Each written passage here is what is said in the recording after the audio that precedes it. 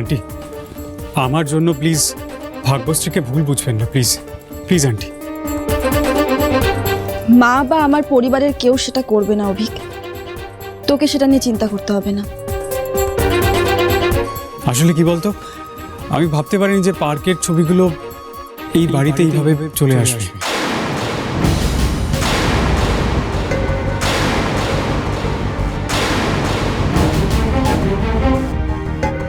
ছবিগুলোর কথা তুমি জানলে কি করে?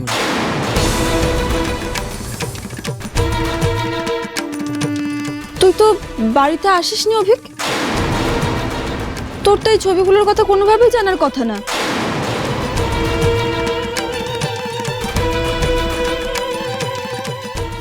আমি কি করে জানলাম? অ্যাকচুয়ালি কি হয়েছে, আমি যখন পাড়া দিয়ে আসছিলাম তখন দুজন ভদ্রমহিলা আমাকে দেখিয়ে বলল আমার সাথে ভাগ্যশ্রীর গতকাল একটা ছবি দেখেছে পার্কে। তো আমি তো অবাক হয়ে গেলাম।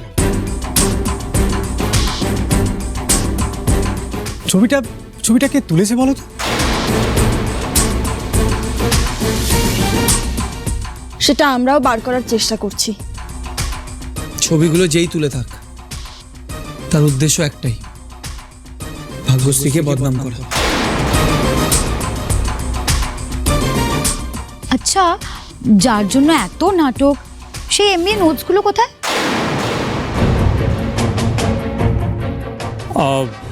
অ্যাকচুয়ালি আমার সেই বন্ধু খুবই ব্যস্ত, আর ওর সাথে আমার দেখাও হয়নি, তাই নোটসগুলো আনা হয়নি। I am sorry. কিছু তো একটা গোলমাল আছে, এই লোকটাকেও সুবিধে লাগছে না।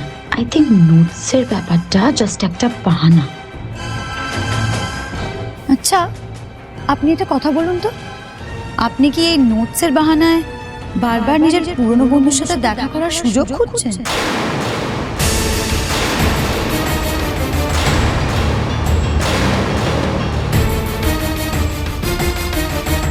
অভিক, আমার না ওই নোটসগুলো আর লাগবে না। আসলে ও আমাকে একটা নতুন টিউশনে ভর্তি করেছে তো, আর বাকিটা আমি নিজে ম্যানেজ করে নেব। Wow wow, that's great. মানে এটা তো খুব ভালো খবর, তাই না?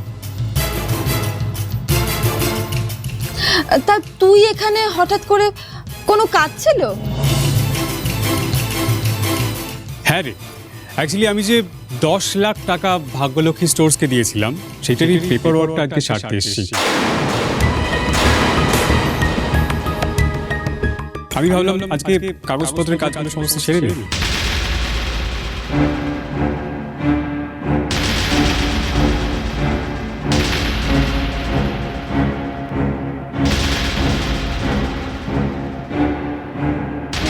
আজকে আমার জন্য বড়দা ভাইকে এই ডিলটা সাইন করতে হচ্ছে। এতগুলো টাকা ধার হয়ে গেল, সবটা আমার ভুলের জন্য। হ্যাঁ, এসো।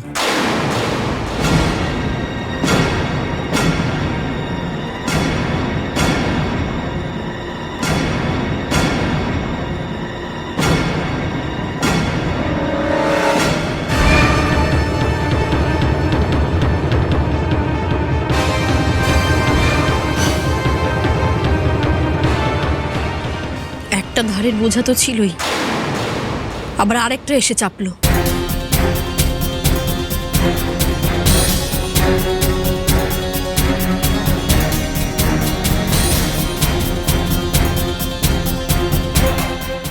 মা, তুমি চিন্তা করো না, আমরা খুব তাড়াতাড়ি এই টাকাটা শোধ করে দেবো।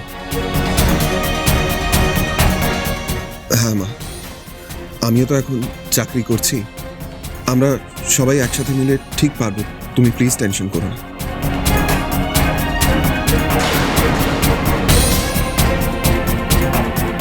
কি জানি কেন এত অস্থির লাগছে আমার।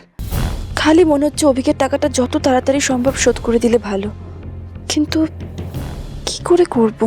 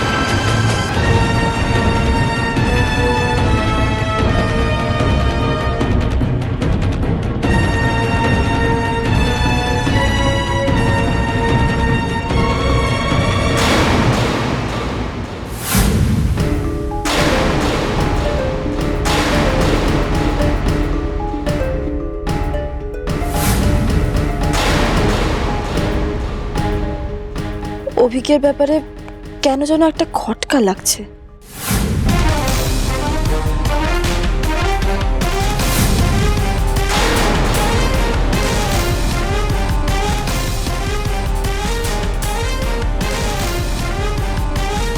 তাহলে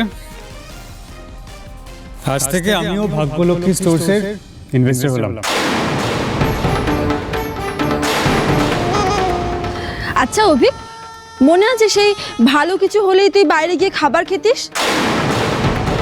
এখন নিশ্চয়ই বাইরে গিয়ে নিজের পছন্দ মতো কিছু একটা খাবি। হ্যাঁ, আমি বাইরে বেরিয়ে তো একটা আইসক্রিম খাবো, যেমন সবসময় খেতাম।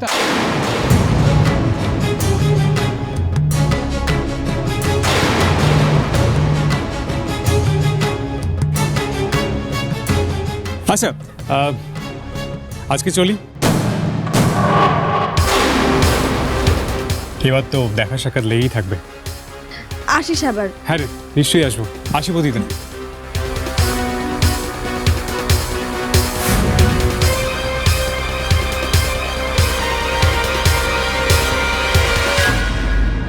বোধি, আমার কিন্তু এই ছেলেটার সাথে এসব চুক্তি সইসাবুত করা একদম ভালো লাগেনি।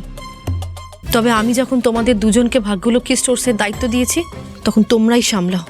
এই দোকানটা তো তোমাদের ভবিষ্যৎ। তোমরা ভালোভাবে ভাগ্যলক্ষ্মী স্টোরস চালাতে পারলে দোকান থাকবে, আর না হলে থাকবে না। তবে এইটুকু জেনে রাখো, এই ভাগ্যলক্ষ্মী স্টোরসের সঙ্গে কিন্তু আমাদের গোটা সরকার বাড়ির ভবিষ্যৎ জড়িয়ে আছে।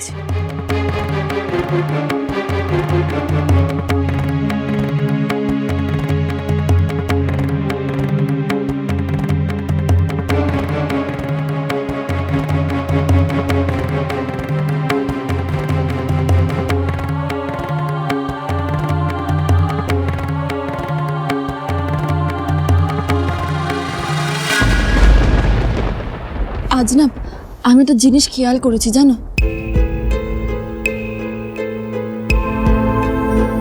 অভিক না ছোটবেলায় বাঁ হাতি ছিল, কিন্তু আজকে ও ডান হাতে সাইন করলো। তারপর ও বললো না আইসক্রিম খেতে যাবে। ওর ছোটবেলা থেকে আইসক্রিম খেলেই ঠান্ডা লাগতো, ওর সবসময় ঠান্ডা জিনিস খাওয়া বারণ ছিল। আজকে ও বললো আইসক্রিম খেতে যাচ্ছে। আমার না মনে হচ্ছে কিছু একটা গন্ডগোল আছে গো। হ্যাঁ, আমার একটু গন্ডগোল লাগছে। আচ্ছা, তুমি কি সন্দেহ করছো যে ও সত্যি অভিক কিনা?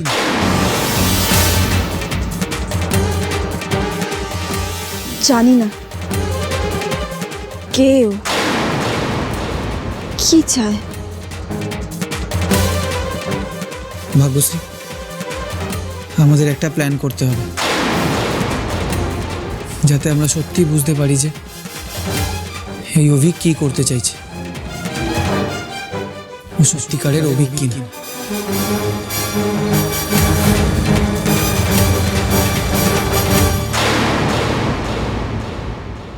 কালকে না দোকানে অভিককে ডাকি, তারপরে ওর সাথে কথা বলতে বলতে ও কি করতে চাইছে সেই ব্যাপারে ওর থেকে কথা বের করতে হবে। তো এবার বলো, আমাকে কেন ডেকেছো তোমরা? আসলে এত সব ঘটনা ঘটলো না, তোর সাথে তো ঠিক করে বসে আড্ডাই দেওয়া হলো না। নাও তাহলে চা খেতে খেতে কথা বলি।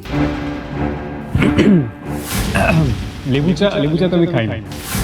সে কি রে, আগে তো লেবু চা খেতে ভীষণ ভালোবাসতিস তুই।